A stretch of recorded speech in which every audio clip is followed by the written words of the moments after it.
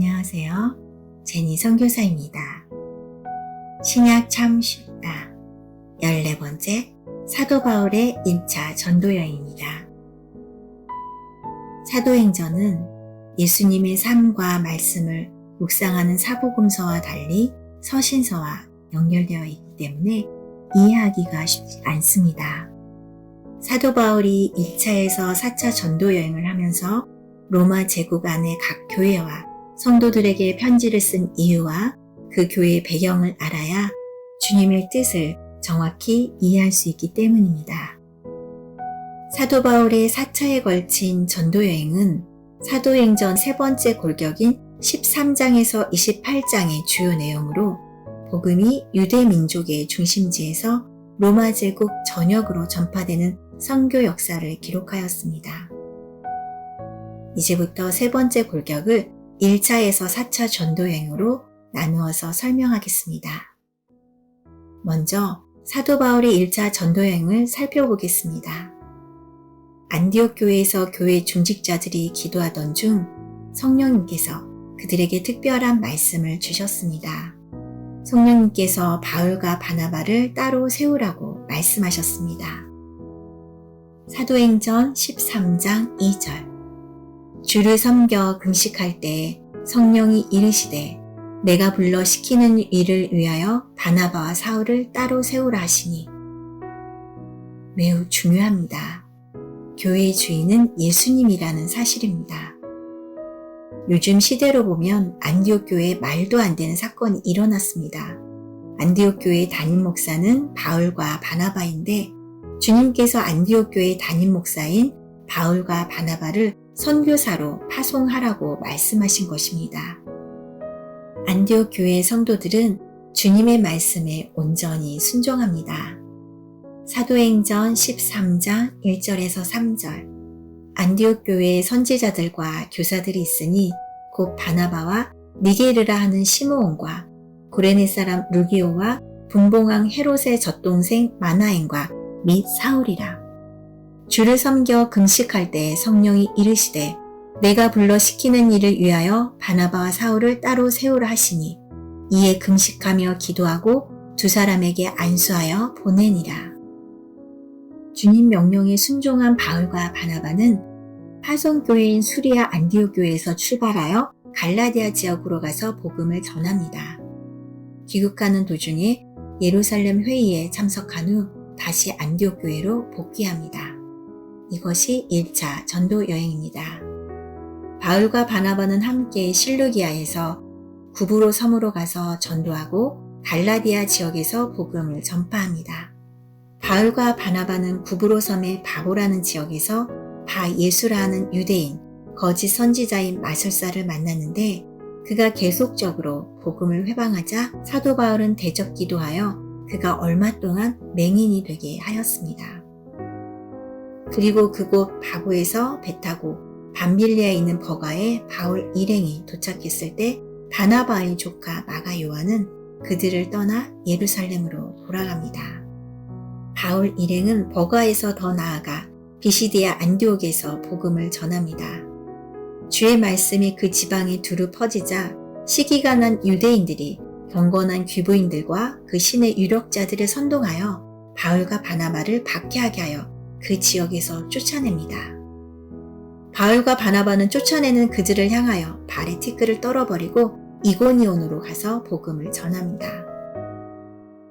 이곳 회당에서 두 사도가 복음을 선포하자 많은 유대인과 이방인이 믿었습니다. 그러나 복음을 믿지 않는 유대인들이 이방인들을 선동하여 돌을 치려고 달려들었습니다. 이고니온에서 루스드라로 도망간 두 사람은 그곳에서 태생부터 안진뱅인 사람을 만납니다. 사도 바울은 그 사람에게 믿음이 있음을 보고 치유하여 주었습니다. 사람들이 이 일을 보고 놀라서 바울 일행을 신으로 추대하려 하였으나 자신들은 신이 아니라 당신들과 똑같은 성정을 가진 사람이라고 설명하였습니다. 그러나 일부 유대인들은 무리를 선동하여 바울을 돌로 쳤으며 피투성이가 된 바울을 죽은 줄로 여겨 버렸습니다. 그러나 사도 바울은 구사일생으로 목숨을 건져 더베로 갑니다. 여기서 중요합니다. 이처럼 죽을 고비에 맞닥뜨리게 되면 사람들은 주님께 항의하게 됩니다. 주님, 제가 주님을 위하여 사역을 하는데 주님이 미리 예비하시고 도와주셔야 하지 않나요? 또 돌에 맞아 죽자 살아나면 전도 여행을 계속하기보다는 다시 안디옥교회로 돌아가 회복하려 할 터인데 바울 일행은 오히려 더베로 가서 또 다시 복음을 전합니다. 정말 존경스럽습니다. 사도 바울은 어떻게 이런 일을 할 수 있었을까요? 주님이 사도 바울에게 어떤 마음을 주셨기에 죽음 앞에서도 평강을 가지고 담대하게 복음을 선포할 수 있을까 하는 생각이 듭니다. 더베로 간 바울 일행은 많은 사람을 예수의 제자로 삼고 하나님 나라에 들어가기 위해서는 굳건하게 믿음을 지켜야 한다고 전합니다. 그리고 갈라디아 지역의 복음 전도를 마치고 안디옥으로 되돌아옵니다. 사도행전 14장 26절에서 28절. 거기서 배 타고 안디옥에 이르니 이곳은 두 사도가 이룬 그 일을 위하여 전에 하나님의 은혜에 부탁하던 곳이라. 그들이 이르러 교회를 모아 하나님이 함께 행하신 모든 일과 이방인들에게 믿음의 문을 여신 것을 보고하고 제자들과 함께 오래 있으니라. 갈라디아서는 사도 바울이 안디옥 교회로 돌아와서 제자들과 함께 있으면서 썼을 것으로 추정합니다. 갈라디아서 작성 시기에 대해서는 제1차 전도여행 끝나고 썼다는 견해도 있고 제2차 전도여행 중 고린도에서 갈라디아 교회에 썼다는 견해도 있습니다. 서신서로 되어 있는 성경 말씀은 서신서의 일반적 형식을 알아야 이해할 수 있습니다. 서신서를 이해하는 것이 쉽지 않습니다. 바울 서신서를 여러 번 읽어보아도 그 내용이 그 내용인 것 같고 도저히 이해가 되지 않다 보니 주님이 서신서를 썼을 당시에 우리에게 하고자 하신 말씀을 정확히 알 수 없습니다. 그래서 주님의 뜻을 파악하기 위해서는 서신서의 일정한 형식을 알아야 할 뿐 아니라 그때 당시에 일어난 사건을 알아야 합니다. 먼저 인사말로 시작합니다. 에베소서 1장 1절 2절. 하나님의 뜻으로 말미암아 그리스도 예수의 사도된 바울은 에베소에 있는 성도들과 그리스도 예수 안에 있는 신실한 자들에게 편지하노니 하나님 우리 아버지와 주 예수 그리스도로부터 은혜와 평강이 너희에게 있을지어다. 빌립보서 1장 1절 2절. 그리스도 예수의 종 바울과 디모데는 그리스도 예수 안에서 빌립보에 사는 모든 성도와 또한 감독들과 집사들에게 편지하노니 하나님 우리 아버지와 주 예수 그리스도로부터 은혜와 평강이 너희에게 있을지어다. 골로새서 1장 1절 2절. 하나님의 뜻으로 말미암아 그리스도 예수의 사도된 바울과 형제 디모데는 골로새에 있는 성도들 곧 그리스도 안에서 신실한 형제들에게 편지하노니 우리 아버지 하나님으로부터 은혜와 평강이 너희에게 있을지어다. 인사말을 한 다음에는 본인이 말하고자 하는 중요한 내용을 정리해서 전달하려 합니다. 그러면 사도 바울이 서신서에서 꼭 강조하고 싶었던 중요한 내용은 무엇일까요? 십자가 복음이 아니겠습니까? 사도 바울은 십자가 복음을 알리기 위하여 목숨을 걸었습니다. 사도 바울은 중요한 십자가 복음을 전달한 후 그때 당시에 일어난 사건에 대한 전반적인 내용을 기록하였을 것입니다. 예를 들어 미국에 유학하고 있는 아들이 아버지에게 편지를 쓴다면 제일 먼저 무엇을 쓸까요? 아마 이렇게 쓸 것입니다. 아버지 전상서. 안녕하십니까? 아버지 건강하시지요? 그리고 어머니와 가족들도 건강하시지요? 많이 보고 싶습니다. 저도 가족들의 기도 덕분에 미국 생활에 잘 적응하고 있습니다. 그리고 가족들이 생각날 때마다 가족들을 위하여 기도하고 있습니다. 이 형식이 인사말입니다. 그리고 나서 본인이 말하고자 하는 중요한 내용인 본론을 써내려갈 것입니다. 아버지, 미국 유학 생활을 하다 보니 어려운 점이 있어 많은 고민 끝에 아버지께 부탁드리고자 합니다. 아버지의 도움으로 미국에서 공부하고 있는 것이 늘 감사합니다. 그런데 미국이 넓다 보니 대중교통편으로만 이동하는 것이 많이 어렵습니다. 그래서 중고로 소형차를 구입하려고 합니다. 여유가 있으시면 $10,000 정도 송금해 주시면 감사하겠습니다. 제가 꼭 성공해서 아버지에게 고급 자동차로 보답하겠습니다. 이렇게 편지를 쓴 목적을 수신자에게 알릴 것입니다. 그러면 사도 바울은 각 교회의 수신자에게 무슨 말을 하고 싶었을까요? 세상에는 보이는 세상과 보이지 않는 세상이 있다. 너희들은 보이지 않는 세상에서 마귀의 종노를 타고 있다. 그래서 하나님께서 독생자를 이 세상에 보내시어 우리를 위하여 십자가에서 못 박혀 죽으셨고 3일 후 부활하셨다. 이것이 십자가 복음인데 이 사실을 믿어지는 역사가 일어나면 너는 구원을 받는다. 즉 사도 바울은 십자가 복음을 알리고 싶었던 것입니다. 본 내용을 전하고 나서는 전도 당시에 일어난 일에 대한 진행 상황을 알리고자 하지 않았을까요? 그래서 그때 당시에 일어난 일을 모르면 서신서를 이해하기가 어렵습니다. 끝으로 아버지에 대한 사랑과 건강 유념으로 마무리하는 것이 일반적일 것입니다. 아버지를 너무 사랑하는 맏아들로서 아버지의 건강이 걱정됩니다.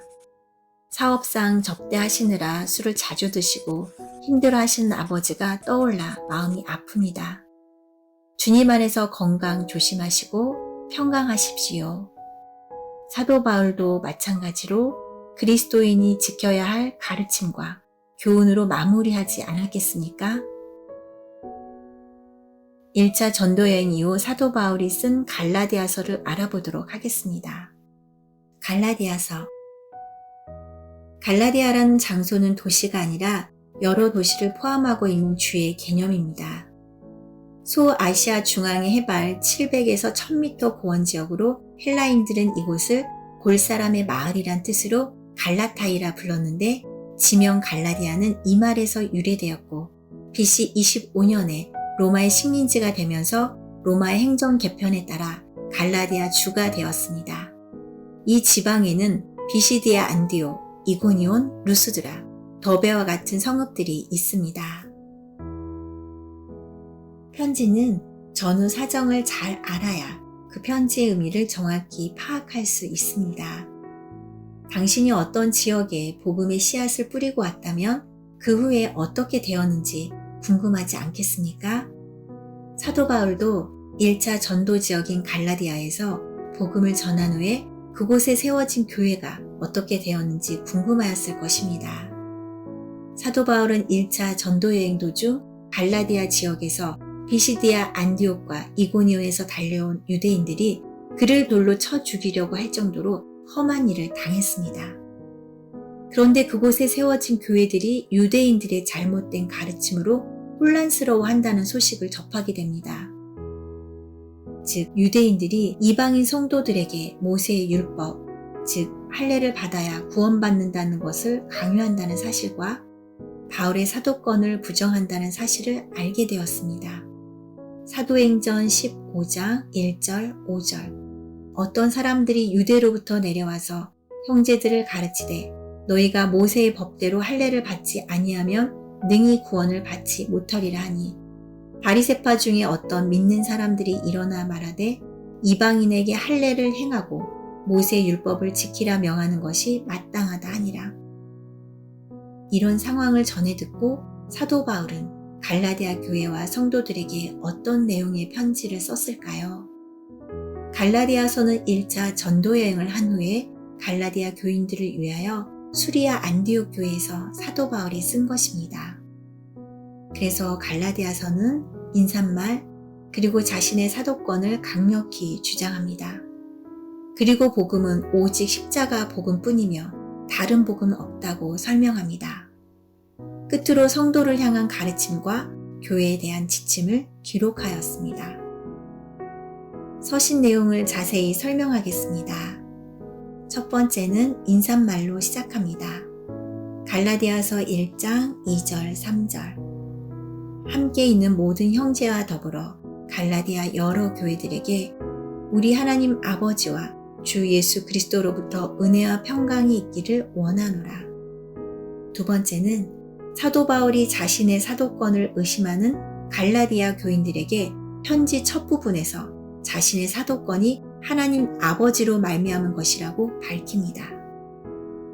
즉 자신이 사도라는 정당성을 말합니다. 갈라디아서 1장 1절 사람들에게서 난 것도 아니요 사람으로 말미암은 것도 아니요 오직 예수 그리스도와 그를 죽은 자 가운데서 살리신 하나님 아버지로 말미암아 사도된 바울은 세 번째는 유대 율법주의자들의 왜곡된 가르침을 바로잡고 오직 십자가 복음밖에 없음을 설명합니다. 갈라디아서는 오직 예수 그리스도를 믿는 믿음을 통해 은혜로 의롭게 된다는 교리에 대한 서신서입니다. 그래서 갈라디아서는 작은 로마서라고 불릴 정도로 십자가 복음을 주요 내용으로 포함하고 있습니다. 갈라디아 지역에서 유대주의자들은 하나님 앞에 의를 지키기 위해서 율법을 반드시 지켜야 한다고 가르치고 있었습니다. 그러나 사도 바울은 율법은 선한 것이지만 율법으로 말미암아 구원받을 수 없는 것은 우리 안에 죄가 있어서 우리 힘으로는 죄에서 벗어날 수 없기 때문이라고 설명하고 있습니다. 또한 사도 바울은 유대 율법주의자의 행위와 믿음을 결합하는 잘못된 가르침에 대하여 율법적인 행위가 아니라 오직 십자가 복음을 믿음으로써만 구원받을 수 있다고 설명합니다. 이 십자가 복음은 예수 그리스도께서 계시해 주신 것입니다. 갈라디아서 1장 12절 이는 내가 사람에게서 받은 것도 아니요 배운 것도 아니요 오직 예수 그리스도의 계시로 말미암은 것이라. 갈라디아서 2장 16절 사람이 의롭게 되는 것은 율법의 행위로 말미암음이 아니요 오직 예수 그리스도를 믿음으로 말미암은 줄 알므로 우리도 그리스도 예수를 믿나니 이는 우리가 율법의 행위로서가 아니고 그리스도를 믿음으로써 의롭다함을 얻으려 함이라. 율법의 행위로서는 의롭다함을 얻을 육체가 없느니라. 갈라디아서 2장 20절 내가 그리스도와 함께 십자가에 못 박혔나니 그런즉 이제는 내가 사는 것이 아니요 오직 내 안에 그리스도께서 사시는 것이라. 이제 내가 육체 가운데 사는 것은 나를 사랑하사 나를 위하여 자기 자신을 버리신 하나님의 아들을 믿는 믿음 안에서 사는 것이라. 갈라디아서에서는 모세를 통해 맺은 언약은 율법이고 예수님과 맺은 언약은 은혜의 복음이라고 하였습니다. 때가 참에 하나님은 그 아들을 보내시어 율법 아래에 있는 자를 속량하시고 하나님은 그 아들의 영을 우리 마음 가운데 보내사 아빠 아버지라 부르게 하셨습니다. 갈라디아서 4장 4절에서 7절 때가 참에 하나님이 그 아들을 보내사 여자에게서 나게 하시고 율법 아래 나게 하신 것은 율법 아래 있는 자들을 속량하시고 우리로 아들의 명분을 얻게 하려 하심이라. 너희가 아들이므로 하나님이 그 아들의 영을 우리 마음 가운데 보내사 아빠 아버지라 부르게 하셨느니라. 그러므로 내가 이후로는 종이 아니요 아들이니 아들이면 하나님으로 말미암아 유업을 받을 자니라. 예수 그리스도께서 우리를 자유롭게 하려고 자유를 주셨으니 다시는 종의 멍에를 매지 말라고 하셨습니다. 갈라디아서 5장 1절 그리스도께서 우리를 자유롭게 하려고 자유를 주셨으니 그러므로 굳건하게 서서 다시는 종의 멍에를 매지 말라. 사도 바울은 이렇게 십자가 복음을 통해 구원받은 성도의 새 생활과 교회에 대한 지침을 설명하며 편지를 맺습니다. 갈라디아서 5장 13절에서 26절은 성령으로 말미암은 성도의 변화된 삶을 설명하고 있습니다. 갈라디아서 5장 17절 육체의 소욕은 성령을 거스리고 성령은 육체를 거스르나니 이 둘이 서로 대적함으로 너희가 원하는 것을 하지 못하게 하려 함이니라. 갈라디아서 5장 24절 그리스도 예수의 사람들은 육체와 함께 그 정욕과 탐심을 십자가에 못 박았느니라. 네 번째는 교회에 대한 지침을 설명합니다.